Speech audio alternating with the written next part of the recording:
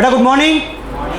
बेटा good morning. ठीक है बेटा सब बच्चे, चलिए फटाफट से शुरुआत करेंगे यहाँ पर AS10 जो लास्ट क्लास में हमने शुरू किया था। बेटा कौन सा था नाम बताना, भूल गया मैं। अरे बोलो।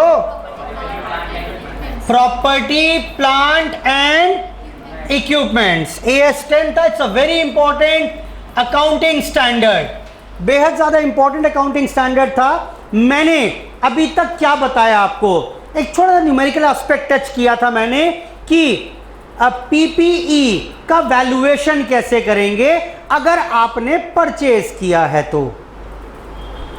नहीं, अगर परचेज नहीं करेंगे तो और क्या ऑप्शन है? हो सकता है सेल्फ एक्वायर किया हो, बोलो बेटा, या हो सकता है एक्सचेंज ऑफर में लाए हो। तो उस केस में how to deal with PPE वो हमने यहां पर कवर किया। उसके ऊपर कुछ क्वेश्चंस भी मैंने आपके साथ कर लिए थे। बेटा ऐसे ही था। कौन कौन से क्वेश्चन थे जरा बताओ फटाफट से जो दिए थे। कुछ पूछना हो किसी में? बेटा हो गए सारे? सारे सिंपल क्वेश्चंस थे बेटा, सब हो गए होंगे। ठीक, सिंपल कॉन्सेप्ट था वैल्यूएशन का कि how to value the PPE if it is acquired. अगर एक्वायर किया आपने PPE को तो उसे किस वैल्यू पर दिखाएंगे? मैंने कहा लगभग सारी कॉस्ट जोड़ देना, लगभग जो भी खर्चे हुए वो सारे जोड़ देना। कौन से नहीं जोड़ोगे? जो परचेज करने के टाइम पर या परचेज करने के वजह से नहीं हुए, जैसे एडमिनिस्ट्रेटिव कॉस्ट, जैसे सेलिंग कॉस्ट, जैसे इंटरेस्ट कॉस्ट नहीं जुड़ेगी। हाँ, अगर वो बोल दे कि इसमें से एडमिनिस्ट्रेटिव में से 1/10 तो इसी के लिए हुई है, 25% तो इसी के लिए हुई है, तब उसे जोड़ेंगे। क्लियर है बात? Operating losses before commercial production नहीं जोड़ेंगे। कोई फाइनेंस चार्जेस हुए हैं फॉर डिलेड पेमेंट, याद आ रहा है? मैंने पेमेंट लेट किया इसलिए मुझे इंटरेस्ट तो देना पड़ गया, जुड़ेगा क्या? क्यों नहीं जुड़ेगा? क्योंकि वो मुझे देना पड़ रहा है। आप खरीदते तो आपको देना पड़ता क्या? बोलो, नहीं देना पड़ता। सबके लिए नहीं है, सिर्फ मेरे लिए है। क्योंकि मैं पेमेंट नहीं कर पा रहा था तो इसलिए शुड नॉट बी एडेड। ठीक, चलिए अब फिर से दोबारा से शुरुआत कर रहा हूं। थोड़ा टच करने के बाद हमने बात की PPE का मतलब क्या है? Property plant and equipments. AS ने कहा PPE का मतलब है वो एसेट्स जो टेंजिबल हैं। अब मैं सिर्फ टेंजिबल की बात करूंगा। क्यों? इंटेंजिबल का क्या होगा सर? अलग AS है। कौन सा? AS26। ठीक है, बोलो बेटा। पहले यहीं पर कवर था वो, तो AS ने बोला कि PP is defined as a tangible asset. लिखवाऊंगा नोट सारे आज। इसका मतलब है टेंजिबल एसेट। इंटेंजिबल को बाहर फेंक दिया, AS26 में जाके पढ़ना। पूरे AS में मैं अब बात नहीं करूंगा इंटेंजिबल एसेट की। PPE, plant property and equipments are those tangible assets. अच्छा, फिर क्यों रखे हुए हैं आपने ये? क्यों रखे हैं बोलो ना। टेंजिबल एसेट कौन सी हैं ये? टेंजिबल तो हैं, दिख रही हैं, जो दिख रही हैं वो सारी टेंजिबल एसेट्स हैं। लेकिन कौन सी वाली टेंजिबल? स्टॉक आएगा क्या? क्यों, दिख रहा है वो तो। फिनिश गुड्स आएंगे क्या? दिख तो रहे हैं। WIP आएगा क्या? दिख तो रहा है। नहीं, क्यों? वो AS2 में कवर्ड थे। बोलो बेटा, वो इन्वेंट्री थी which are available for sale. ये कौन सी एसेट हैं?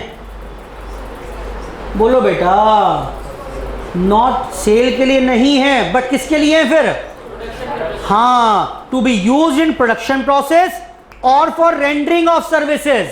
जो फर्नीचर पड़ा हुआ है ये मैं यूज कर रहा हूं, प्रोडक्शन नहीं कर रहा है, इससे सर्विस तो रेंडर कर रहा हूं। बोलो बेटा, या उसको खुद यूज कर रहे हैं हम, या मान लो कैमरा है ये, ठीक, या सिस्टम रखा है ऑफिस में, लैपटॉप रखा है, डेस्कटॉप रखा है, वो क्या है? सारा फिक्स्ड एसेट्स हैं। सर उनसे तो सर्विस नहीं दे रहे आप, एडमिनिस्ट्रेटिव पर्पस के लिए यूज हो रही है ना। बोलो बेटा, मेरे पास नीचे ये रूम है मान लेते हैं, और इससे किराया आ रहा है मेरे पास, मैं किराए के लिए यूज कर रहा हूं उसको, ठीक, तो that is again a fixed asset. जरा फटाफट से दूसरी बात क्या बताई मैंने पीपीई के बारे में, शर्तें बताओ। पीपीई तब कहेंगे टेंजिबल हो एंड हेल्ड फॉर यूज हो। यूज कहां?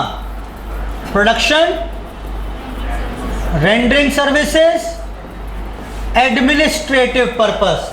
ऑफिस में लैपटॉप रखा है, सिस्टम रखा है, वो सर्विस देने के लिए जरूरी नहीं है आप आओ पढ़ो मेरे से चले जाओ। कहां जरूरत है ऑफिस के लैपटॉप की, कहां जरूरत है कैमरे की, लेकिन एडमिनिस्ट्रेशन के लिए यूज कर रहे हैं, बच्चों को परेशानी ना हो उसके लिए कैमरा रिकॉर्ड कर रहे हैं, ठीक। तो इसको भी हम क्या कहिएगा, जो कैमरा रखा हुआ है यहां पर, this is again a PPE. बोलो बेटा।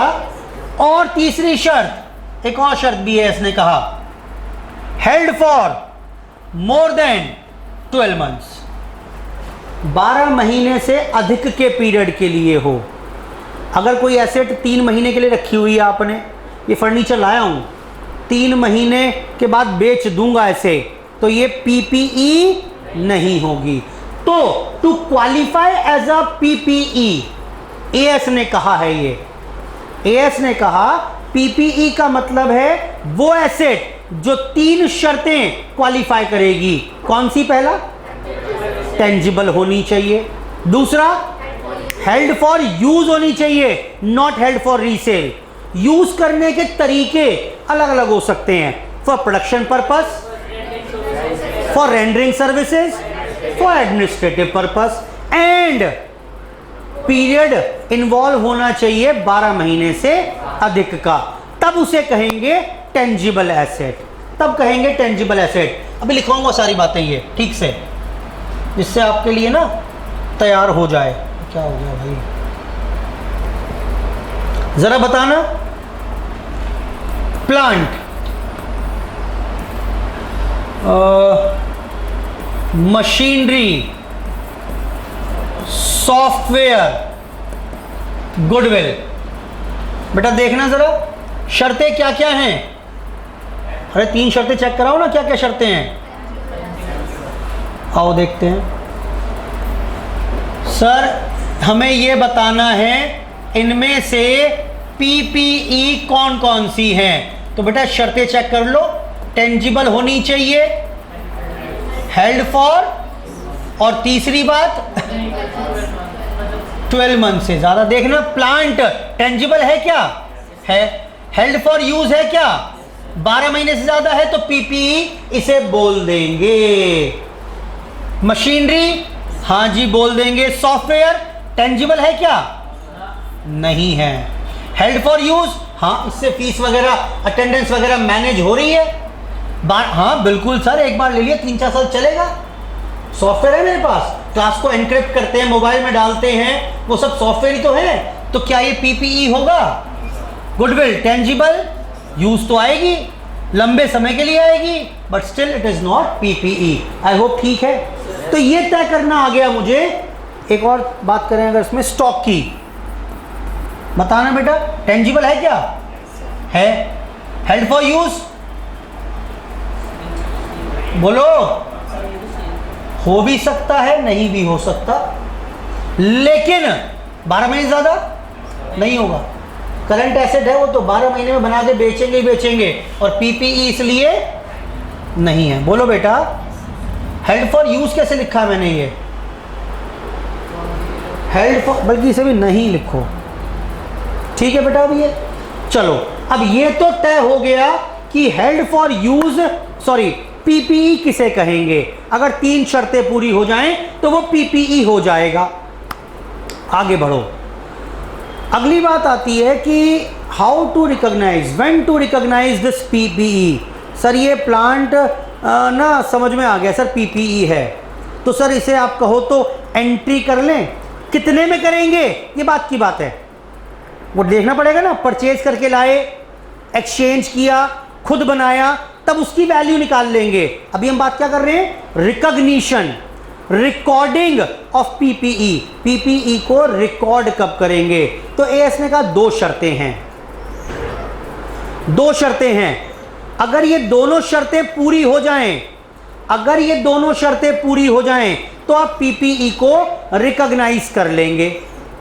Both the conditions are required to be satisfied. पहला, future economic benefit will flow to an enterprise, भविष्य में उससे पैसा बनना चाहिए। आपने एसेट खरीद लाए या एसेट बना ली जिससे कोई फायदा ही नहीं होगा, भविष्य में कोई पैसा नहीं बनेगा आपका, तो बेशक सारी शर्तें पूरी हो जाएं, आप उसे किताबों में रिकॉर्ड रिकॉग्नाइज नहीं करोगे। Will not be recorded, will not be recognised in the books of accounts. जैसे सर मैंने ना क्या किया, एक एसेट खरीद ली। अब एसेट भी क्या बताऊं मैं आपको, मैंने कहा कि भाई मैंने ना यहाँ पर क्या किया, एक वो आता है ना स्विमिंग पूल आता है बच्चों का बड़ा सा, वो मैंने खरीद लिया, ऊपर लगा दिया, पानी भरवा दिया। भाई ये काम आएगा क्यों? बच्चे जरा जब गर्मी लगेगी तो नहा लिया करेंगे उसमें। क्या होगा कभी ऐसा? क्या उससे कोई फ़ायदा मिलेगा मुझे? क्या इकोनॉमिक बेनिफिट होंगे? क्या वो पीपीई है? हाँ, अरे बोलो है कि नहीं है? टेंजिबल बेटा दिख रहा है स्विमिंग पूल आपको वो? अरे बोलो भाई।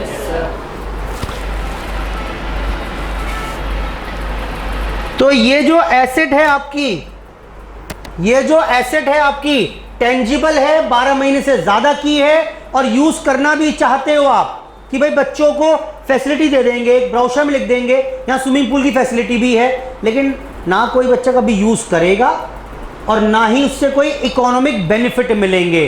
तो अगर किसी एसेट से इकोनॉमिक बेनिफिट नहीं मिल सकते, मैंने चटाइयाँ खरीद दरी कि वो बच्चे नीचे बैठ जाया करेंगे, भाई दरी क्या है? पीपीई तो है, लेकिन कोई बेनिफिट कौन बैठेगा नीचे? अब क्लियर है बात? तो पहली शर्त क्या है? Future economic benefit will flow to an enterprise. इससे होगा क्या? क्यों बता रहा हूं मैं आपको, सुनो। ये ज़रूरत इसलिए है बताना कि जब आंसर फैंसी लिखूंगा ना मैं, तो लिखने पड़ेंगे मुझे पॉइंट। ये AS 10 कहता है will be recognised if two conditions are satisfied, future economic benefit will flow and cost can be measured reliably. अगर आपको कॉस्ट नहीं पता, अगर आप कॉस्ट नहीं मेजर कर सकते उसकी, तो मैं रिकॉर्ड करने की परमिशन नहीं दूंगा। मैं फर्नीचर ले आया एक स्टूडेंट की शॉप से, बेंच ले आया, पीपीई है क्या? देखते हैं है क्या, बोलो। टेंजिबल भी है, हेल्ड फॉर यूज भी है, 12 महीने ज़्यादा चलेगी, पीपीई है। कब रिकॉग्नाइज करेंगे? दो शर्तें, कौन कौन सी? फ्यूचर मिलेगा बेनिफिट? हाँ मिलेगा सर, बच्चे बैठेंगे, क्यों नहीं मिलेगा बेनिफिट? कॉस्ट तो पता ही नहीं। मैंने पूछा स्टूडेंट से, भाई बता दे कितने पैसे भिजवाने हैं भाई इसके। अरे सर ले जाओ सर, ले लेंगे। अरे नहीं भाई बता दे भाई, बता दे, कोई बात नहीं, मैं पैसे भेजने। अरे सर ले लेंगे, मेरे पास ना वैसे भी ये पड़ी हुई थी, बिक नहीं रही थी मेरी, तो ऐसी कोई चिंता वाली बात नहीं है, वह कर लेंगे। Cost can not be measured. मैं कॉस्ट नहीं मेजर कर पा रहा तो मैं किताबों में एंट्री नहीं कर सकता। आपको याद होगा एक पॉइंट बताया था गुडविल का, सेल्फ जनरेटेड गुडविल, याद है? क्या बुक्स में एंट्री करते थे उसकी? Answer is no. क्यों नहीं करते थे? Cost can not be measured. मेरी आज गुडविल है खुद की बनाई हुई, मुझे खुद ही नहीं पता ये एसेट कितने पैसे खर्च करके बनी है। आप मुझसे पूछो सर कितने पैसे खर्च किए गुडविल में आज तक? Cost can not be measured reliably. तो इसलिए गुडविल को किताबों में रिकॉर्ड नहीं करते थे। याद करो, सीए फाउंडेशन में बताया था कौन सी गुडविल रिकॉर्ड करते थे? Purchased goodwill. मैंने किसी का नाम खरीदा, 10 लाख रुपए दिए उसे, उसका नाम यूज करने की परमिशन ले ली, अब वो गुडविल रिकॉर्ड कर सकते हैं। क्यों? फ्यूचर बेनिफिट मिलेंगे? हाँ मिलेंगे। कॉस्ट कैन बी मेजर्ड, हाँ कर सकते हैं, क्योंकि दोनों शर्तें पूरी हो गई, इसलिए इस बार मैं परमिशन दे दूंगा आपको गुडविल रिकॉर्ड करने की। बेटा ठीक है, ऑल्दो ये 26 में पढ़ेंगे, अब यहाँ नहीं है, इंटेंजिबल एसेट में है, लेकिन मैंने एक पॉइंट क्लियर किया आपको कि now the cost can be measured reliably, तो इसीलिए अब इसे रिकॉग्नाइज करने की परमिशन हम दे देंगे। अब बात आती है रिकॉग्नाइज करें कितने में। पहले तो मैंने पीपी समझा, फिर देखा रिकॉर्ड करें या ना करें तो कितने में, तो उसके लिए देखना पड़ेगा ये पीपीआई कैसे है, या तो एक्वायर की होगी या एक्सचेंज या सेल्फ जनरेटेड। एक्वायर की बात पढ़ ली थी हमने, बोलो। तो एक काम करते हैं, फटाफट से अब लिखना शुरू करते हैं, यहां तक की बात। न्यूमेरिकल एस्पेक्ट कवर करा दिया था एक मैंने आपको, अब थोड़ा शुरुआत से स्पेस छोड़ी थी हमने, वहां लिखना शुरू कर दीजिए।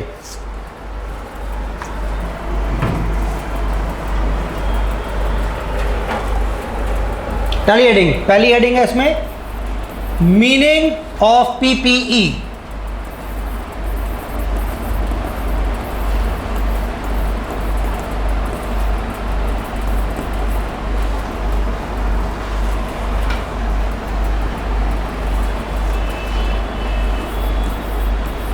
PPER मैं टुकड़ों में तोड़ के लिखा रहा हूं, इंटेंजिबल एसेट्स, सॉरी लो जी भाई साहब, PPER tangible assets held for use in, कहाँ यूज करेंगे बेटा, प्रोडक्शन,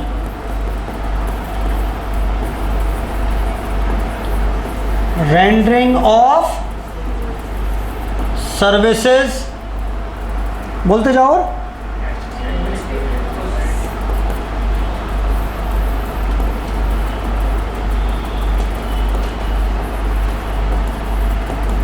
एडमिनिस्ट्रेटिव पर्पसेस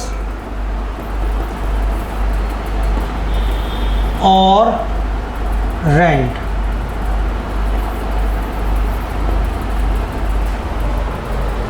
ये रूम मैं यूज कर रहा हूं सर्विसेज देने के लिए, ठीक है, शाम को किराए पर दे देता हूं उसको। टीचर्स आते हैं एकेडमिक्स वाले, वो रेंट देते हैं मुझे घंटे का या शेयरिंग, मैं उन्हें यूज करने की अनुमति दे देता हूं, भाई बोर्ड भी यूज कर लो, एसी यूज कर लो, चाहो तो कैमरा माइक वाइक सब यूज कर लो, कोई दिक्कत नहीं है, तो रेंट भी कमा सकता हूं। तो अगर इन सब उद्देश्य से लिया हुआ है मैंने, तो this is called a tangible. तीसरी शर्त क्या थी, रह गई, बोलो बेटा, तीसरी शर्त क्या थी, हैविंग एक्सपेक्टेड लाइफ, लिखें, having expected life more than 12 months. अच्छा, एग्जैक्ट 12 महीने हो तो, एग्जैक्ट 12 महीने हो नहीं चलेगा, 12 महीने एक दिन चल जाएगा, वो पीपीई में है। अगर 12 महीने चल रही है एसेट पूरी, तो वो पीपीई नहीं है। क्लियर है बात, चलो जी नोट कर लो इसको। ये थी हमारे पास यहां पर पहला टॉपिक, मीनिंग ऑफ पीपीई। इसी में छोटा सा एग्जाम्पल जो बनवाया था हमने, चार्ट बनवा रहा हूं, आप भी बना लीजिएगा मेरे साथ साथ।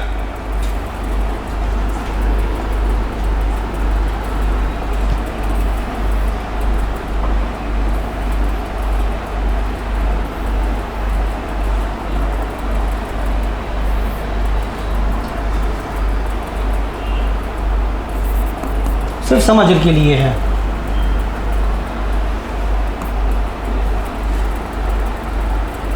आपको तय करना है कि प्लांट मशीनरी, फर्नीचर,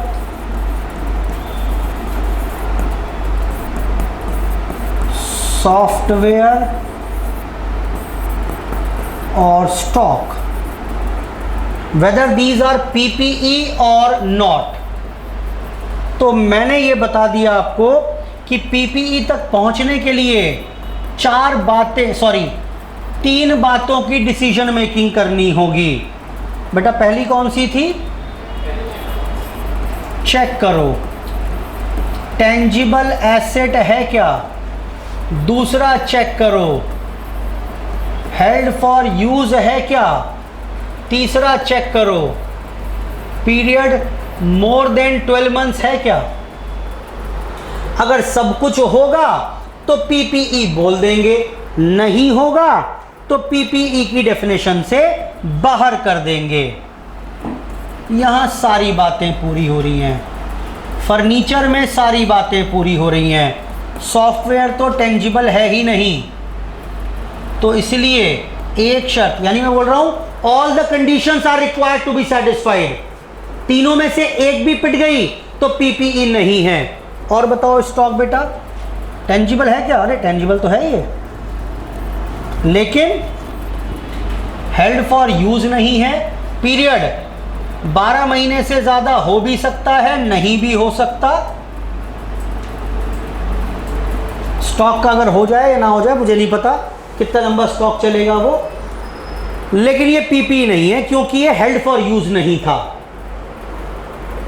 नोट कर लो इसे, डालो नेक्स्ट हेडिंग पॉइंट नंबर 2। ये ऐसे चलेगा, एएस पूरा में डालो। पहली हेडिंग मीनिंग ऑफ पीपीई, दूसरा लिखिए अब रिकॉग्निशन प्रिंसिपल। रिकॉर्ड कब करेंगे, कितने में करेंगे वो अलग चर्चा है। कितने में करेंगे लिख लो उसको, रिकॉग्निशन प्रिंसिपल के आगे कब करेंगे, रिकॉर्ड कब करेंगे। जवाब ढूंढ रहे हैं हम। रिकॉर्ड कब करेंगे, ये इस क्वेश्चन का जवाब दिया है एएस ने। बताओ बेटा एएस ने क्या कहा है अब इसके बारे में। 2 शर्तें हैं, दोनों पूरी होनी चाहिए। कौन कौन सी? नहीं है तो नहीं, बोल के बताओ ना, यही तो सिखाना है मुझे। Fancy language. Future economic benefit will flow to an enterprise and cost can be and का मतलब दोनों शर्तें, and cost can be measured reliably. लिखो, लिखें पीपीई शुड बी रिकॉग्नाइज्ड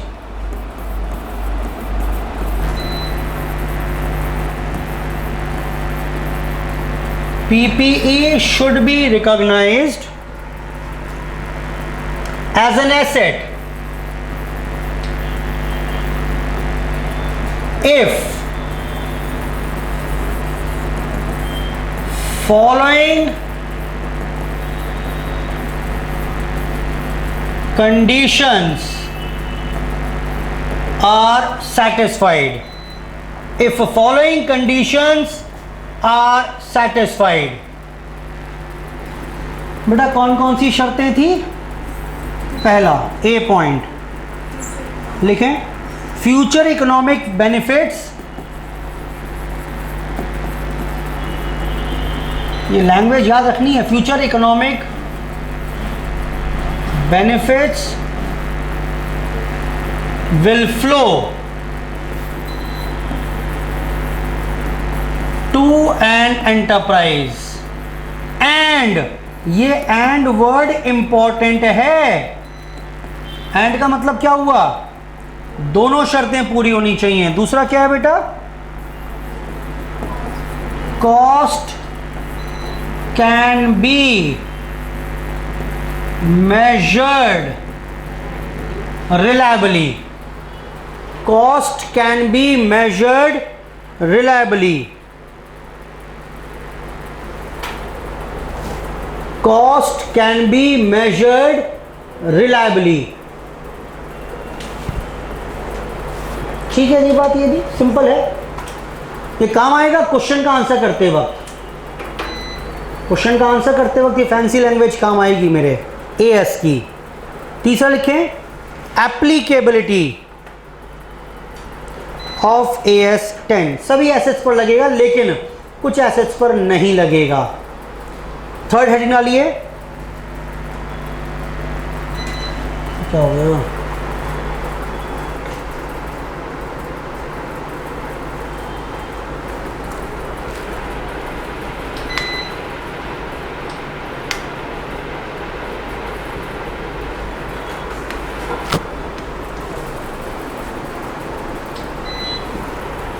एक बार बाहर बोल देना, एक बार ऑफिस में फटाफट से, बंद हो जाएगा ये वरना। जी तीसरा था हमारे पास हेडिंग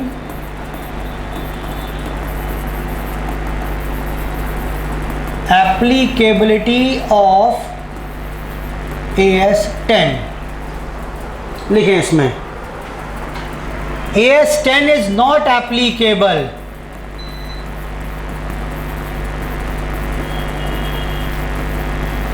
ऑन, किस पर नहीं लगेगा AS10? Biological assets.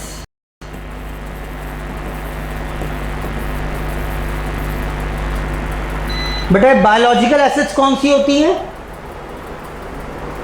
Which are not created by humans, जैसे प्लांट, एनिमल्स। कोई फॉर्मूले से नहीं बनाया आपने ये, ठीक? कोई फॉर्म बायोलॉजिकल एसेट्स लिखें,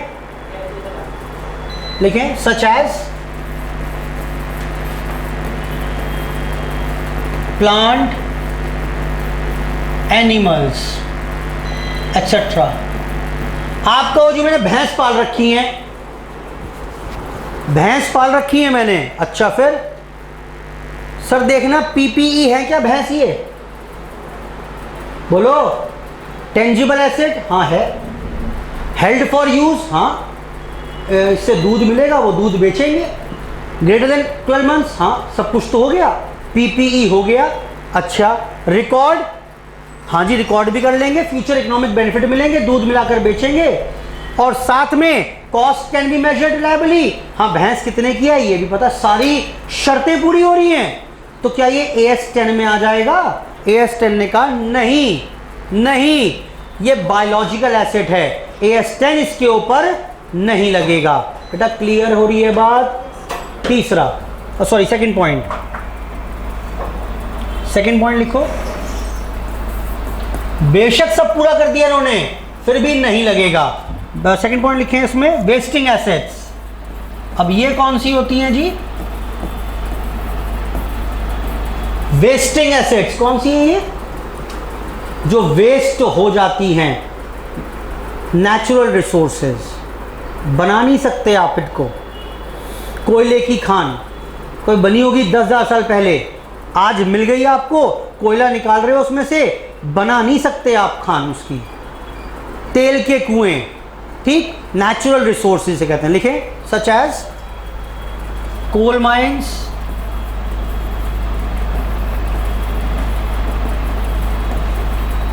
ऑयल वेल्स, तेल के कुएं एक्सेट्रा। लेकिन एक खास बात कि AS10 नोट लिखें इसमें, AS10 is applicable on bearer plant. ये AS ने डिफाइन किया हुआ है, काफी वक्त लगाया हुआ है इस पर, इसकी हम बात कर लेते हैं। एक्सेप्शन है ये। अभी तो सर आप बोल रहे थे प्लांट पे लगेगा नहीं, हाँ बिल्कुल ठीक। अब बोल रहे हो सर प्लांट पर लगेगा ये AS। मैंने कहा हाँ बिल्कुल लगेगा, लेकिन कौन से वाले प्लांट पर लगेगा?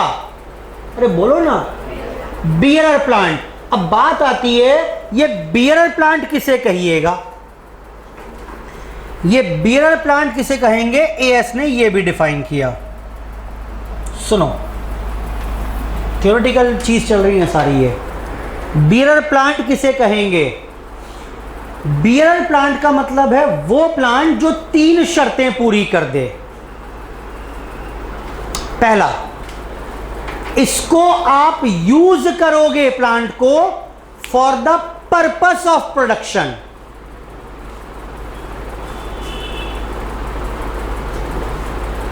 जिस प्लांट को आप यूज कर रहे हैं for the purpose of production, जिसको आप खुद नहीं बेचोगे,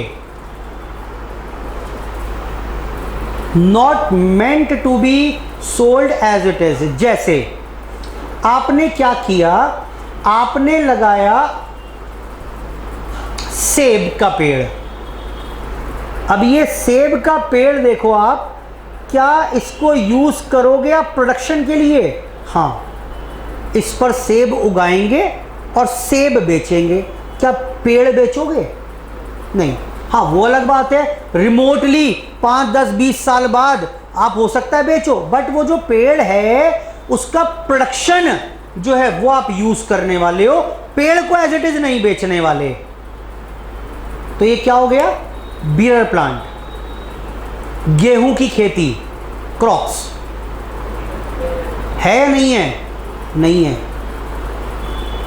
नहीं है। जब गेहूं उगते हैं तो पूरी की पूरी फसल काट देते हो आप कि नहीं काटते हो?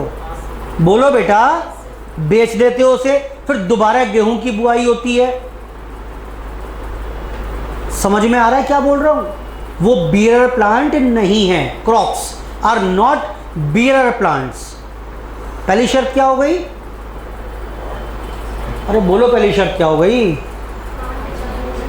विच are used for production purposes. इससे हम प्रोडक्शन करने वाले हैं, इसको एज इट इज नहीं बेचेंगे। मैंने पेड़ उगाया, इसकी लकड़ी बड़ी महंगी बिकती है भाई।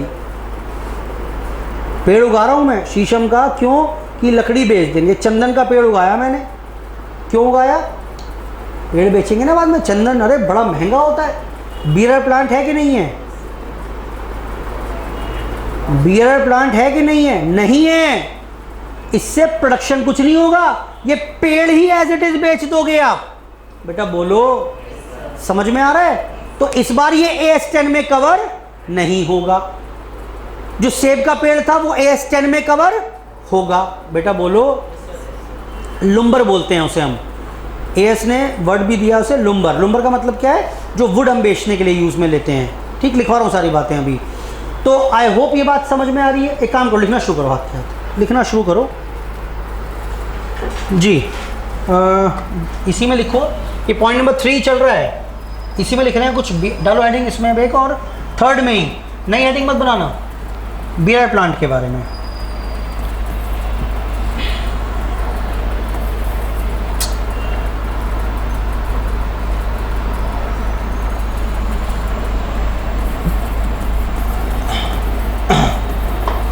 बियर प्लांट लिखो फिर से आगे। AS10 इज एप्लीकेबल, सिर्फ याद रखने के लिए बार बार लिख रहे हैं कि वैसे प्लांट पर बायोलॉजिकल एसिड्स पर अप्लाई नहीं होता, लेकिन इस वाले प्लांट पर होगा। AS10 is applicable. कौन से होंगे बियर प्लांट? लिखें। पहली बात, हेल्ड इन या used in production.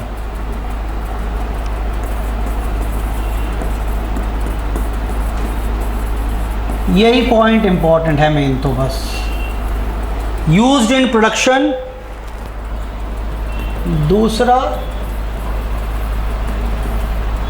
Expected life more than 12 months. बेटा देखना, गेहूं की खेती, क्रॉप्स, दोबारा से बियर से बाहर हो गई। क्यों बताओ? 2, 4, 6, 8 महीने, 10 महीने खेती होती है। 10 महीने, 12 महीने से पहले तो कटाई हो ही जाएगी। तीसरा लिखिए, remote chances of being sold. अब ये जो remote chances of being sold. दिमाग में रखिए आप अपना पेड़, सेब का पेड़, लीची का पेड़, ये सारे क्या हैं? Bearer plants. बियरर प्लांट्स हैं। सेब के पेड़ को ना बेचेंगे, सेब उगाते जाएंगे और सेब बेचते जाएंगे।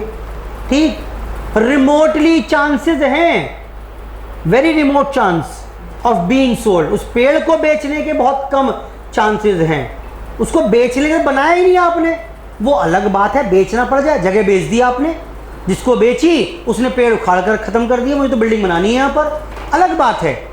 मेरी इंटेंशन नहीं थी लेकिन, ठीक। और 12 महीने से ज़्यादा रहेगा इसका एक्सपेक्टेड लाइफ। ठीक है यहाँ तक की बात। चलो लिखो, और एक काम कर लो इसमें, इसको ही समझने के लिए थोड़ा सा और, अभी वही चल रहा है पॉइंट 3, वही चल रहा है। एग्जाम्पल पहला, एप्पल ट्रीज।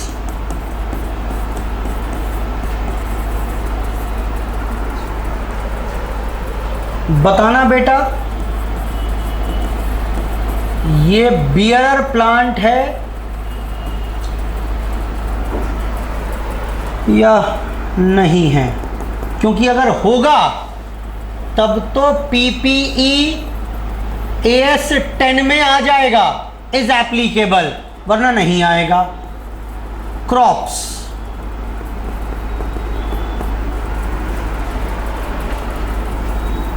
ट्रीज, ये वो एग्जाम्पल्स लिखा रहा हूं जो AS में लिखे हुए हैं। Trees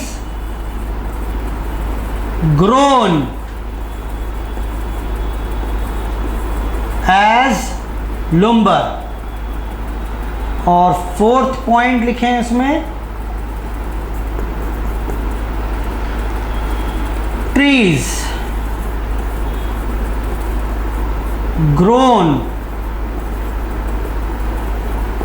for fruits and lumber. बताओ जी,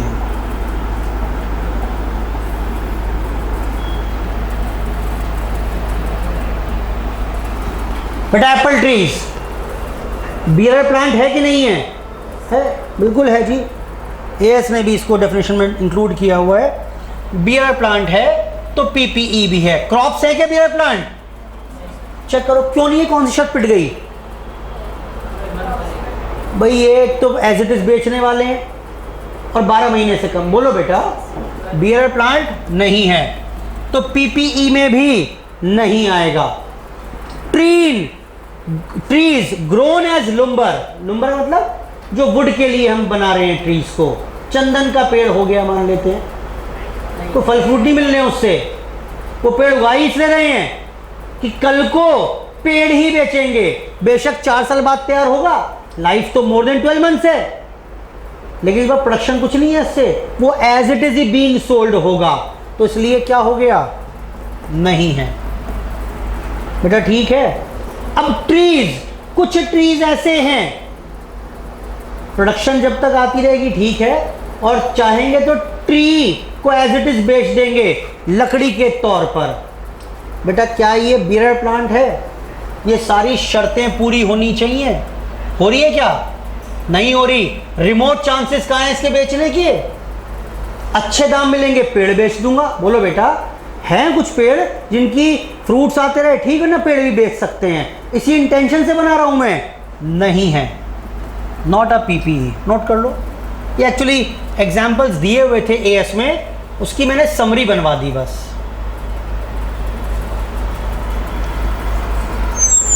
जो एग्जाम्पल्स दिए हुए थे उनकी बस समरी बनवाई है।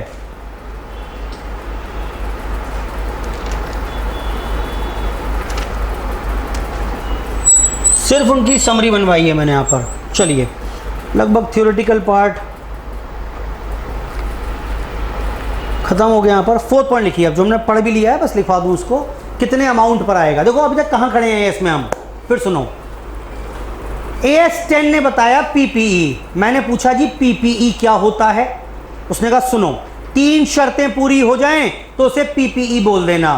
कौन सी 3 शर्तें? पहला टेंजिबल हो, दूसरा हेल्ड फॉर यूज हो, कहाँ कहाँ यूज हो, production, rendering of services, administration, या फिर रेंट। अच्छा तीसरी बात मोर देन 12 मंथ्स हो तो उसे PPE कह देंगे। मैंने अच्छा एक बात बताओ, जो सारी PPE है सबको रिकॉर्ड कर दूं? बोला नहीं रुको, रिकॉर्ड कब करोगे? जब 2 शर्तें पूरी हो जाएंगी। कौन सी हैं 2 शर्तें? बोलो बेटा कौन सी हैं 2 शर्तें? फ्यूचर इकोनॉमिक बेनिफिट मिलना तय हो एंड कॉस्ट मेजर कर सकते हो। ठीक, मैंने कहा ठीक है जी। अच्छा जितनी भी PPE होंगी जो शर्त पूरी कर देंगी, क्या हम सबको AS10 में डालें? बोला नहीं नहीं रुक जाओ, 2 चीजों को एक्सक्लूड करना है, एक तो बायोलॉजिकल एसेट और वेस्टिंग एसेट। अच्छा, जितने भी पेड़ पौधे और एनिमल से सबको बाहर कर रहे हैं। नहीं रुक जाओ, उसमें से भी बियरर प्लांट इंक्लूड होंगे AS10 में। मैंने कहा जी बियरर कौन से होते हैं? जो 3 शर्तें पूरी कर दें। कौन सी है 3 शर्तें? जिसका हम यूज करने वाले हों कुछ चीज प्रोड्यूस करने में, एज इट इज बेचने के कोई चांसेस ना हो, और लाइफ हो उसकी 12 महीने से ज्यादा, तब तो बियरर कहकर उसे PPE में ले आना, वरना बियरर नहीं होगा PPE से बाहर हो जाएगा। बेटा ठीक है यहां तक की बात? लिखो नेक्स्ट हेडिंग अब 4th, recognition amount of PPE। कितने अमाउंट पर रिकॉग्नाइज करेंगे?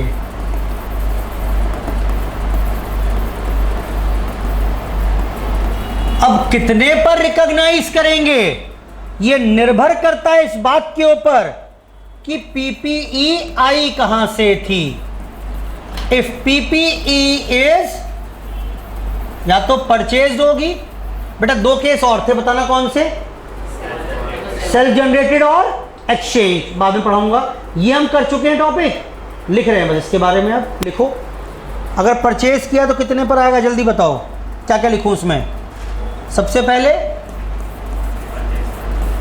जी परचेज प्राइस, फिर क्या ऐड कर दें इसमें, और कोई टैक्सेस हैं या ड्यूटीज हैं, लेस क्या कर दें, कुछ रिफंड मिल रहा है या कोई इनपुट क्रेडिट मिल रहा है। मेरे ख्याल से वर्ड समझ में आ रहे होंगे अभी ये। प्लस कोई और डायरेक्टली एट्रीब्यूटेबल कॉस्ट है। ये डायरेक्टली एट्रीब्यूटेबल का हिंदी बताना क्या मतलब है कि अगर ये परचेज ना करते तो ये खर्चे भी ना होते। ये खर्चे ही इसलिए हुए क्योंकि ये परचेज किया था। बेटा ठीक है, ऐड करिए डिसमेंटलिंग चार्जेस। याद आ रहा है ये क्या? बताओ बताओ क्या याद आया ऐसे देखकर? याद है पुरानी फैक्ट्री परचेज की थी मैंने, उसे तोड़कर स्टील प्लांट लगाया था। बोलो खंडर तोड़ा था मैंने। Dismantling charges, dismantling charges.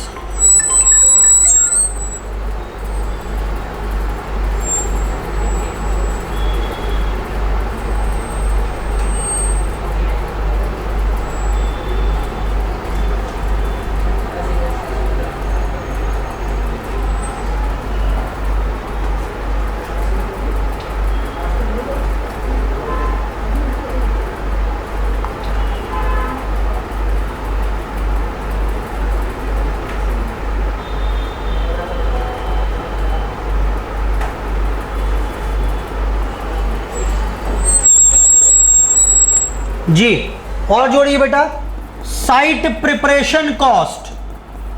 याद आ रहा है ये? वो जो जनरेटर खरीदा था मैंने, उसके लिए नीचे प्लेटफॉर्म बनवाया था। और लिख लो रेस्टोरेशन चार्जेस।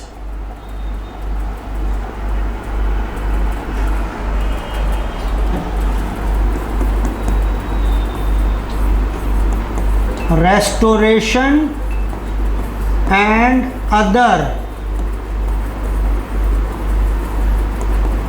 related liability।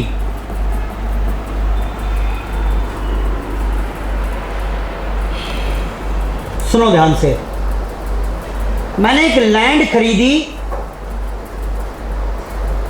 या फैक्ट्री खरीदी, बातचीत हो गई दो भाइयों से और पेमेंट भी कर दिया मैंने, उनका सब कुछ हो गया।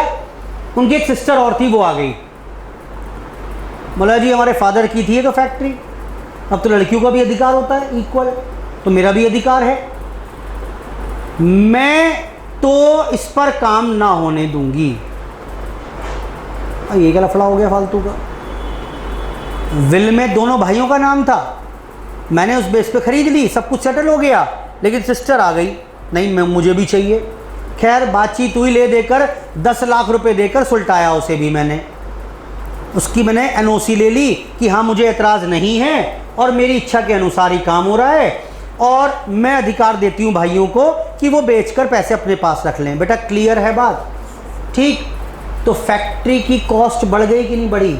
नाम क्या है? Restoration and other. ये जो एसेट थी उसको वापस रीस्टोर अपने पास करने के लिए या कोई और लायबिलिटी सेटल करने के लिए मैंने खरीदे 10 लाख रुपए आपको दे दिए, आपने कहा सर इस पर लोन है 2 लाख रुपए, वो भी आपको देना पड़ेगा। अब मैं कहूँ 10 मैंने आपको दे तो दिए, नहीं सर शर्त है ये, तो मैंने चलो 10 तुम भी लो, 2 लाख रुपए बैंक को दिए, अदर लायबिलिटी। क्लियर है बात? मुझे कितने बड़ी फैक्ट्री? 12 लाख की। और जोड़ो, बोरोइंग कॉस्ट है, बोरोइंग कॉस्ट, हाँ, लेकिन ये सारी ना आएगी, ये बताया है मैंने आपको। अच्छा वो ये सब नहीं करा, AS 16 में बताऊंगा, लेकिन लिख लो फिलहाल। बोरोइंग कॉस्ट कौन सी वाली?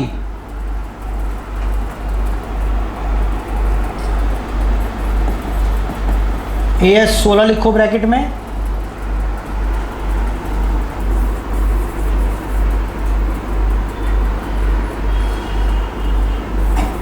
फ्रॉम डेट ऑफ बोरोइंग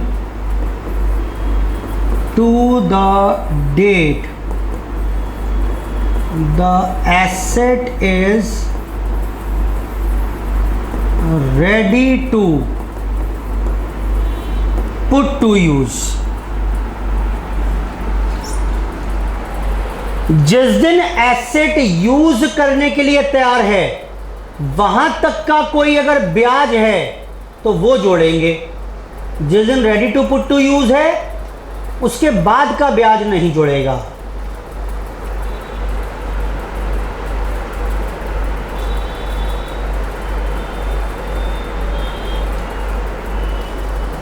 सब जोड़ लो ये, अब आ जाएगी आपके पास ये कॉस्ट ऑफ एसेट। नोट लिखो एक और,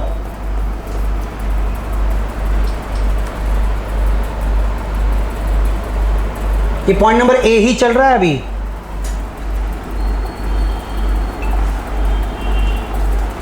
ए ही चल रहा है। Note, following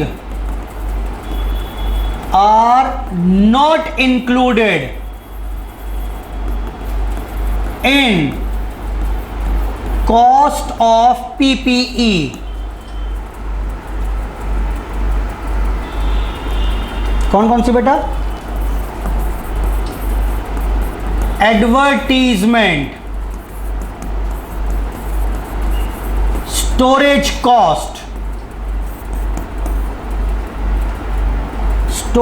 cost, inauguration expenses. बुला लिया आपने अमिताभ बच्चन को, कल्याण ज्वेलर्स का इनॉग्रेशन था। स्पेलिंग क्या होगी इनॉग्रेशन की?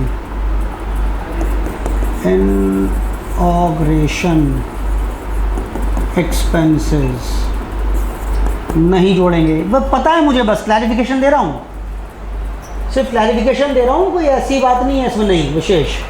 इनॉग्रेशन एक्सपेंसेस लिखें और ऑपरेटिंग लॉसेस, याद आ रहा है पॉइंट ये?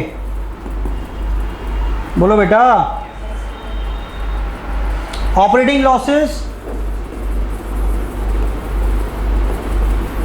बिफोर कमर्शियल प्रोडक्शन, ये पॉइंट आया भी था एक क्वेश्चन में। एक और पॉइंट भी आया था बेटा, इंटरेस्ट ऑन डेफर्ड कॉस्ट, याद आ रहा है? लिख लो उसे भी यहीं पर, याद रहेगा। Interest on deferred payments, payments late कर दी आपने, इसलिए आपको इंटरेस्ट देना पड़ा। Interest on deferred payments,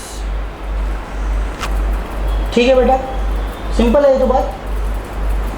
clarification हो गया यहाँ पर और अच्छी तरीके से कि क्या जुड़ेगा। नोट नंबर 2 लिखिए, ये पॉइंट नंबर 1 नोट में ही चल रहा है अभी। डायरेक्टली एट्रीब्यूटेबल, लिख तो दिया मैंने वर्ड ये वहां पर, उसी को थोड़ा सा हाईलाइट कर रहे हैं यहाँ पर कि भैया डायरेक्टली एट्रीब्यूटेबल का हिंदी क्या है, क्या क्या ले लें इसमें।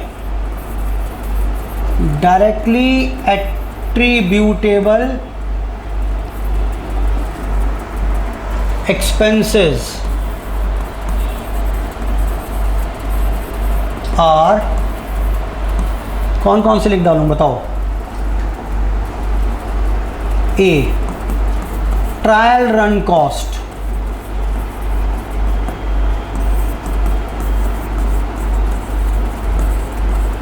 कंसल्टेंसी चार्जेस,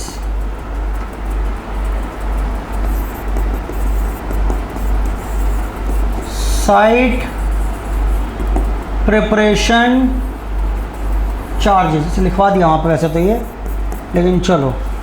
प्रोफेशनल फीस, वही बातें हैं सारी, बस लिखवा इसलिए रहा हूँ कि ठीक है जितनी बार लिख लोगे। इंस्टॉलेशन चार्जेस, दिमाग में उतना ही सेटल होते जाएंगे वर्ड्स। ये लो जी, पॉइंट नंबर 4 का ए पार्ट खत्म हुआ कि अगर परचेज किया तो कितने में रिकॉर्ड करेंगे। पहले सीखा हमने कब रिकॉर्ड करेंगे, फिर बात आई कितने में रिकॉर्ड करें। तो कितने के लिए ये सब चीज जोड़ दो, ये मत जोड़ना। और डायरेक्टली एट्रीब्यूटेबल जो है उसका मतलब ये सारे प्रकार के खर्चे। ये लिस्ट एक्सक्लूसिव लिस्ट नहीं है, इसमें और 1000 खर्चे आ सकते हैं। नहीं बोलो बेटा, ठीक बोलो। अब ये भी मत कहना सर एडमिनिस्ट्रेटिव तो जुड़वाए थे आपने, एक बार जुड़वाए थे कि जुड़वाए थे सर, स्टोरेज तो जुड़वाए थे आपने, लेकिन अगर वो ज़रूरी थे प्रोडक्शन के लिए तब जुड़वाए थे। बेटा बोलो ठीक है, चलो नेक्स्ट लिखें। एक्वायर्ड, क्या लिखेंगे? If PP is self constructed, acquired तो हो गया। बी पॉइंट आ रहे हैं इस पे अब। If PPE is self constructed,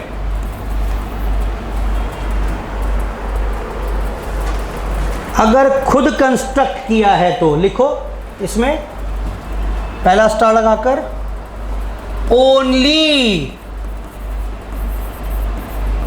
cash cost incurred will be capitalised. सिर्फ कैश कॉस्ट नकद में जो दिया सिर्फ वो कैपिटलाइज करेंगे। इंटरनल प्रॉफिट, आप कहो कि जी 10,000 लागत आई लेकिन बाजार से लेता तो 15 में पड़ती, तो मैं तो 5 का प्रॉफिट भी जोड़ूंगा अपना, नहीं अलाउ करेंगे। इंटरनल प्रॉफिट या इंप्यूटेड प्रॉफिट, इंप्लाइड हुआ नहीं है, profit will not be considered, will not be considered.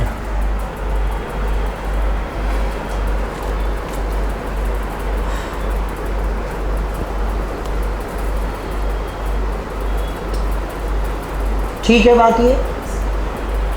C point बाहर आ जाओ उससे। अब इफ पीपीई इज एक्सचेंज, ये नया पॉइंट है।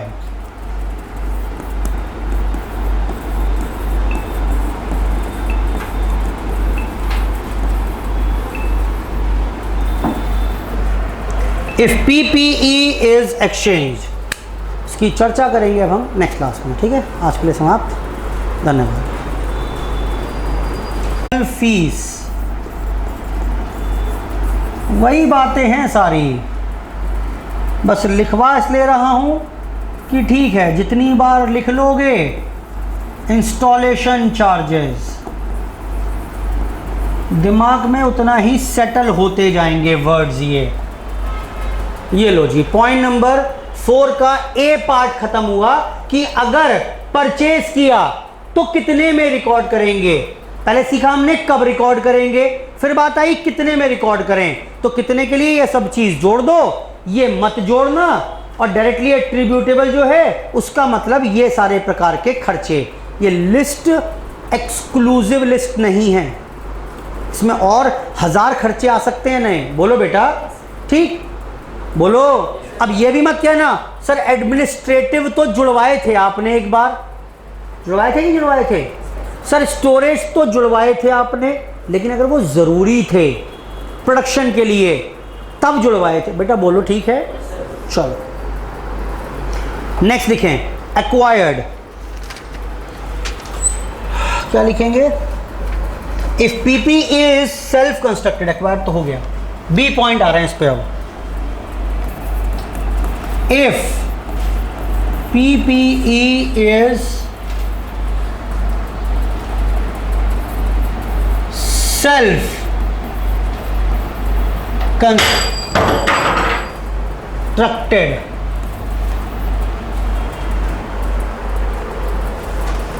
अगर खुद कंस्ट्रक्ट किया है तो लिखो इसमें पहला स्टार लगाकर only cash cost incurred will be capitalised. सिर्फ कैश कॉस्ट नकद में जो दिया सिर्फ वो कैपिटलाइज करेंगे। इंटरनल प्रॉफिट,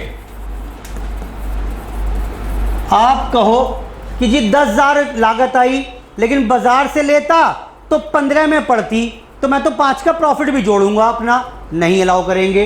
इंटरनल प्रॉफिट या इंप्यूटेड प्रॉफिट, इंप्लाइड हुआ नहीं है, profit will not be considered, will not be considered.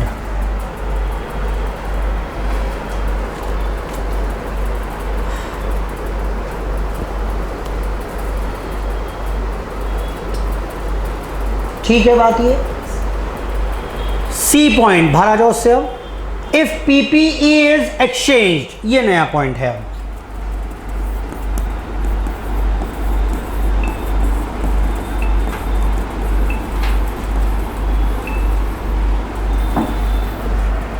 If PPE is exchange, इसकी चर्चा करेंगे अब हम नेक्स्ट क्लास में। ठीक है, आज के लिए समाप्त।